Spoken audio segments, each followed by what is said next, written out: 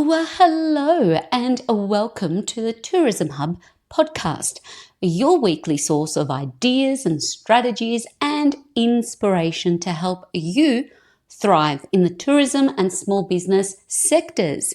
I am your proud host, Despina Karatzias, and let me tell you, I have dedicated the last 30 years, yes, 30 years it's been since I left high school and launched into my tourism career, studying in it, working in it, managing businesses, launching my own, and leading tourism teams and people and experiences and places. And for the past 10 years, I've been the proud founder of the Tourism and Small Business Institute of Excellence, home to the Institute of Tourism and the Institute of Small Business, which also brings this episode and every episode, all for the love of tourism and hospitality and events and retail and the wonderful world of the visitor economy. Now, today's episode is particularly significant because we're diving into the official launch of Experience Melbourne 2028, which happened this month at the time of this recording. This is February 2025. Melbourne's new Destination Management Plan, DMP. This vision will set the course for Melbourne's visitor economy over the next 5 years. Experience Melbourne 2028 was launched at the VTIC Leadership Series Forum, titled Unlocking Our Potential, the Future of Our Visitor Economy, hosted in partnership with the wonderful humans at City of Melbourne at the stunning new hotel appropriately named Melbourne Place. The event was brilliantly emceed by VTIC's Chief Executive, Felicia Mariani, who I affectionately call our Victorian First Lady of Tourism.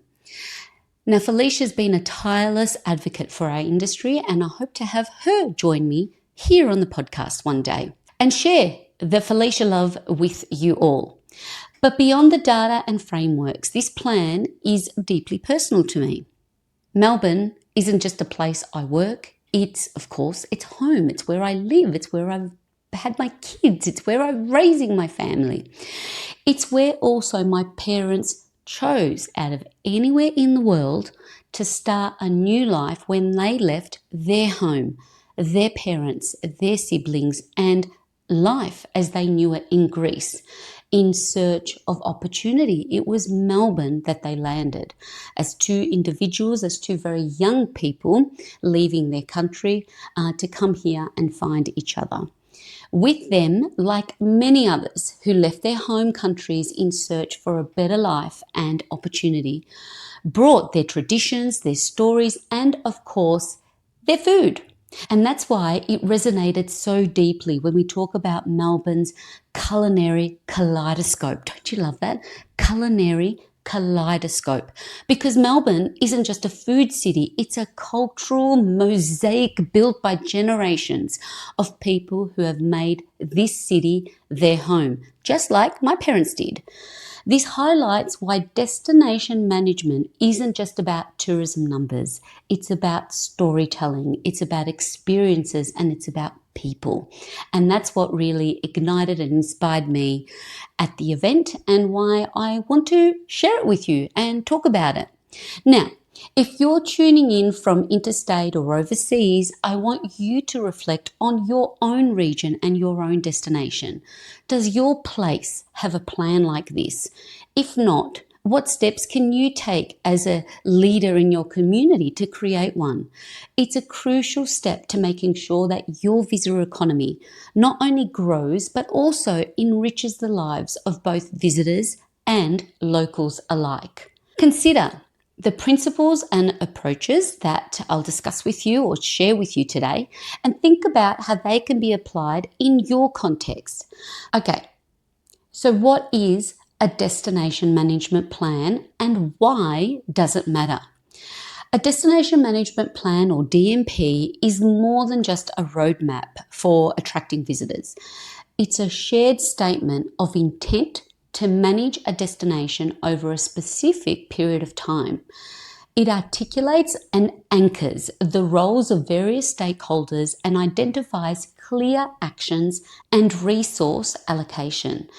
This plan aligns businesses, governments, and communities to create a thriving and sustainable visitor economy. In this case, Melbourne's visitor economy, which is already a multi-billion-dollar industry. What was shared that in 2023 alone, 14.3 million visitors spent over 11 billion in our wonderful city. By 2028, that number is expected to reach 18 million visitors, contributing $16.8 billion annually. These figures highlight the immense potential of tourism when managed effectively, not just in attracting visitors, but in driving investment and innovation and getting on the same page as one another so we can all prioritize the same thing, so we can all move together in the same direction and achieve those big goals. However, here's the key point. Tourism isn't just about growth for growth's sake. It's about building a visitor economy that delivers real value. This means delivering value to businesses within the community, delivering value to locals within the community, and delivering values, of course, to the visitors themselves that are coming to experience our places. It also focuses on the planning, development and marketing of a destination, as well as how it's managed physically, financially and operationally, just like a business. And Melbourne isn't alone in recognising this. Cities around the world are rethinking tourism to prioritise experience-driven travel.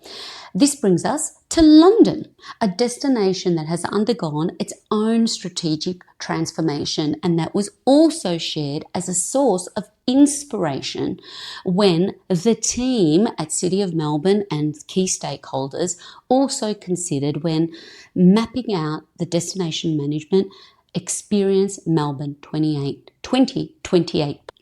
So let's delve a little deeper and let's talk about London's destination management planning and lessons from London's visitor experience strategy. One of the most visited cities in the world, London learned the hard way that brand recognition isn't enough on its own. Despite being a global tourism hub, research showed the London teams and the humans of tourism and the visitor economy in London that visitor satisfaction ranked lower than any other major city like Tokyo and Paris and Rome. And that was their wake-up call. So upon research, I found that London realised it needed to go beyond marketing and monuments and focus on the visitor experience. This is echoed in research that I found in McKinsey and Skift report, which emphasise also that visitors are increasingly driven by experiences, seeking authentic and memorable moments. London's visitor experience strategy was built around 4 key pillars, which I'd love to share because I read this and I get inspired and I wanted to have a home to share it with others. The number 1 pillar is places, strengthening its distinct visitor precincts and attractions. This involves developing unique destinations that cater to visitor needs, going beyond just passing through to creating pockets of places with diverse offerings of experiences, food, drink, culture, and the like. Number 2 is brand, refining how London presents itself to the world. It's not just about promoting iconic landmarks, it's also about communicating a welcoming and inclusive city with a diverse range of experiences.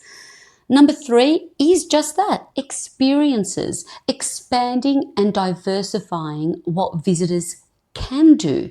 This includes developing new and unique experiences that align with future trends, with an emphasis on culinary, food, parks, and green spaces. 4th and final priority is essentials. enhancing city infrastructure and visitor services. This includes ensuring easy and effective citywide internet access and encouraging more sustainable visits by simplifying choices for visitors, with a particular focus on active travel. Love that. Now, London's approach was effective and has influenced Melbourne's strategy, particularly in recognising the importance of visitor satisfaction and dispersing visitors geographically. London is now working to improve its value for money messaging, as well as developing its food and drink experiences, which are both key drivers for visitor decisions. This approach is precisely what Melbourne is doing, except Melbourne has expanded the vision further with 8 core experience pillars. And what are the 8 experience pillars of Experience Melbourne 2028? I hear you ask. Never fear, my friend. That's why I'm here to share them with you. If you're a tourism leader, operator, manager, marketer, or small business owner, aligning with one or more of these experience pillars is a powerful strategy for your forward growth and your next steps. Number 1, and no question, is sports and events capital. How can your business tap into Melbourne's world-class sports and events? Consider how you can engage with major sports and major event opportunities that can act as a key driver of travel intention. Think campaigns, packages, specials and collaborations. Back in my day as an operator, for example, on AFL Grand Final, quite a big deal here in Melbourne, we even have a public holiday to celebrate this Grand Final, I would run our own footy tipping competition and give away an experience. I just remember the first time I did that, it went off. What can you do around these events? Number 2 is groundbreaking creativity. Can you collaborate with Melbourne's thriving art scene? Explore opportunities to work with local artists and cultural institutions to provide unique and immersive experiences. Number 3, where would we be without our vibrant people and places? What local stories can your business tell? Better still, what about your story? I have no doubt there is something making you uniquely you. How are you sharing that far and wide in a unique way? Focusing on showcasing the unique character of your neighbourhood and the story of its residents and businesses. We showcase our vibrant people and places. My favourite, number 3, that I mentioned earlier, culinary kaleidoscope. How are you showcasing? How are you and your business taking the opportunity to showcase Melbourne's multicultural food culture? Lunar New Year, Antipothis, the Greek festival that just happened here in Melbourne, Diwali, Indian festival. Our diaspora is enviable. How can you get involved to ignite and leverage by highlighting the diverse food offerings and event offerings to create unique experiences that resonate with Melbourne's cultural diversity? Number 4, eclectic shopping haven. How are you attracting visitors to spend with you? Curating unique shopping experiences, focusing on local and ethical products, aligning with trends towards more conscious consumerism. Food, especially, is the new postcard. Where are there opportunities to collaborate with Melbourne and Victorian makers in your own patch? Number 5, Aboriginal culture in the city. Is your business incorporating Indigenous experiences? Always ensuring to support Indigenous tourism and storytelling in an authentic and respectful way by collaborating with First Nations humans of tourism and arts and Indigenous owned and operated experience makers. Number 6, world-class knowledge hub. Can you tailor your experiences for business and education travel? Look at opportunities to create tailored experiences that cater to the specific needs of niche business and educational visitors coming to town or coming to your region. Last but not least is green urban oasis. How is your business contributing to sustainability? Prioritize green spaces and eco-friendly experiences, catering to visitors who are increasingly prioritizing sustainability and well-being. Shout out an honourable mention that if you want to align with these values, look no further than the Quality Tourism Sustainable Accreditation through VTIC or Victoria Tourism Industry Council, as we know it, or strive for sustainability or ecotourism accreditation through the wonderful humans at Ecotourism Australia. These pillars aren't just categories, they represent opportunities for you and your business community to create experiences that resonate with visitors on a deeper level, not to mention leveraging the opportunity to tap into a free resource where significant amount of research, funding and stakeholder engagement has taken place to come up with a strategy and a plan like this. And at the foundation of this plan are 5 guiding principles, a model any tourism business can adopt. And that's where I want to start to finish this off by sharing with you these 5 guiding principles of Experience Melbourne 2028.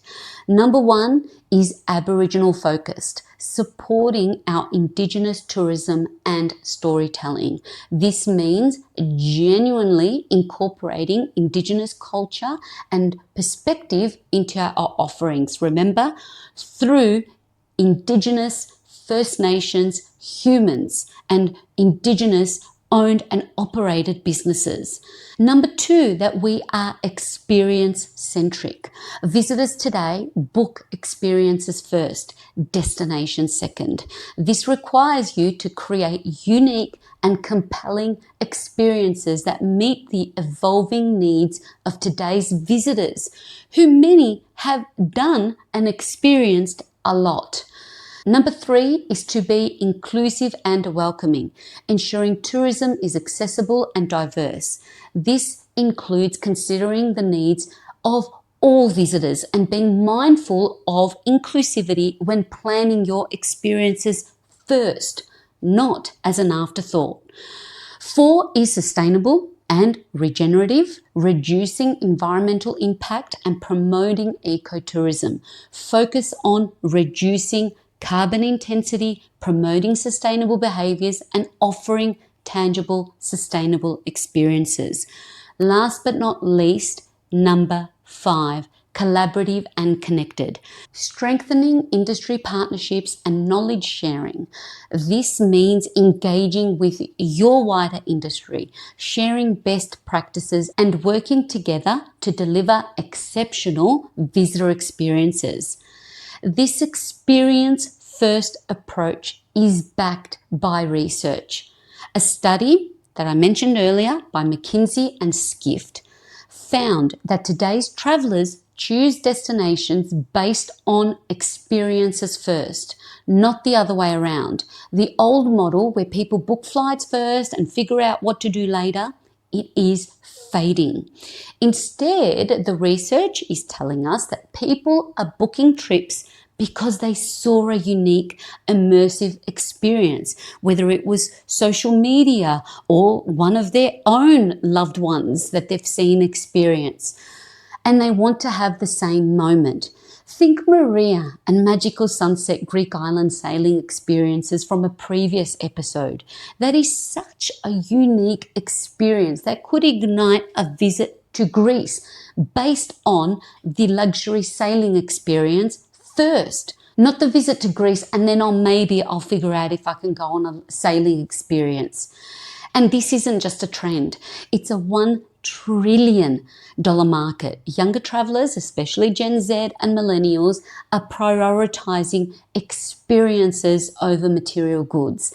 This shift means that the question isn't how do I get more customers or more visitors, it's how do I create an experience people are willing to travel to my destination for. Okay, so let's get business coachy and training mode. Let's talk next steps, especially after the Bendigo Next conference this week. What are your next steps as a tourism leader? I'll start with my next steps is producing this episode for you. So this plan isn't launched and forgotten about. I wanted to create another place for this to live and be shared. Ultimately, I would have loved to interview someone, but in the interest of time and space, need to get this out, and I welcome anybody to reach out if you'd like to have a chat about Experience Melbourne 2028. And what about you? Where to from here? First, download all the plans and reports from the show notes at instituteofexcellence.com/podcast/65. The number of episodes that we've done here at the Tourism Hub podcast. It's quite outstanding, really, saying it like that. 65, episode 65. You'll find the full Experience Melbourne 2028 plan along with London's visitor experience strategy, the McKinsey and Skift report that I mentioned earlier on experiences, and a wealth of other things that I can think of that I can add in there for your reading and watching pleasure. Second, align your business with experience trends, food, culture, sustainability, accessibility, and technology. Consider how you can integrate those 8 experience pillars into your offerings. Think about not only what you offer, but how you deliver it, considering things like authenticity, focusing on local engagement and experiences that bring a specific locale to life. Managing expectations, over-communicate, over-deliver, manage expectations clearly from the outset. And value perception, ensuring guests feel that they are in safe hands and that your experience provides clear value. And leverage those digital assets and social proof, making sure your experiences are discoverable and bookable. This means having a strong online presence where people can easily find you, plan their visit, and book their experiences during their stay.